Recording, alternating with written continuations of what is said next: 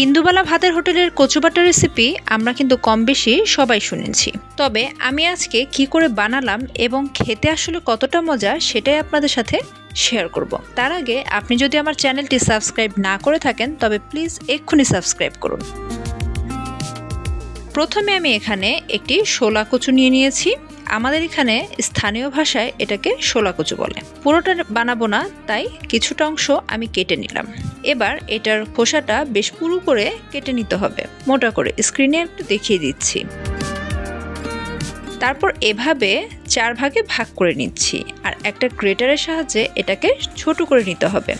গ্রেটারের যে অংশটি ছোট সেটা দিয়ে আমি এটাকে গ্রেট করে নিয়েছি।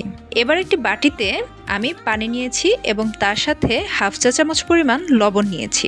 এবার কচুগুলোকে এখানে ভিজিয়ে রাখতে হবে। 10 মিনিট পর্যন্ত ভিজিয়ে রাখলেই হয়ে যাবে। 10 মিনিট পর এগুলোকে পানি থেকে তুলে নিতে হবে আর হাত দিয়ে এভাবে চেপে চেপে যতটা সম্ভব একেবারে পানি বের করে নিতে হবে। আপনি চাইলে কিন্তু কাপড়ের মাধ্যমেও এটা করতে পারেন, যেভাবে আমরা ছানা থেকে পানি বের করি। তবে চেষ্টা করবেন যেন একটুও পানি না থাকে। তারপর এগুলোকে আমি বাটিতে এভাবে ছড়িয়ে দিচ্ছি। দেখতেই পাচ্ছেন যতটা সম্ভব চেষ্টা করেছি পানিটাকে বের করে নেওয়ার। এবার একটি পাটায় কয়েকটা কাঁচামরিচ, তারপরে দিয়ে দিলাম সাদা সরিষা, কালো সরিষা। এবার স্বাদমতো লবণ এবং ধনিয়া পাতা দিয়ে এগুলোকে মিহি করে বেটে নিব। এই রান্নার বিশেষত্বটাই কিন্তু হচ্ছে এটার চুলায় কোনো কাজ নেই, পুরো প্রসেসিংটাই কাঁচা থাকে। আপনারা চাইলে এখানে নারিকেল অ্যাড করতে পারেন, তবে আমার কাছে নারিকেল ছিল না তাই দিতে পারিনি। এগুলো বাটা হয়ে গেলে গ্রেট করা কচুগুলো এখানে দিয়ে দিচ্ছি। তারপরে আবার এগুলোকে ভালো করে একটু মিহি করে বেটে নেওয়ার চেষ্টা করব।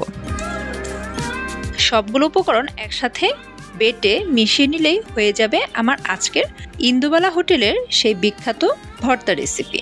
এবার যে ফ্লেভারটা আসবে দুর্দান্ত। গরম ভাতের সাথে এটা আজকে ট্রাই করে দেখতে পারেন। ওহো, বলতে ভুলে গেছি, এবার কিন্তু একটু সরিষার তেলও উপরে ছিটিয়ে নিতে হবে।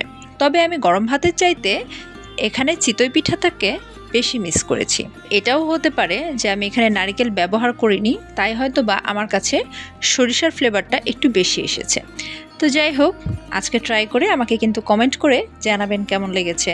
আজকে এ পর্যন্তই। আল্লাহ সবাইকে হেফাজত করুক। আল্লাহ হাফেজ।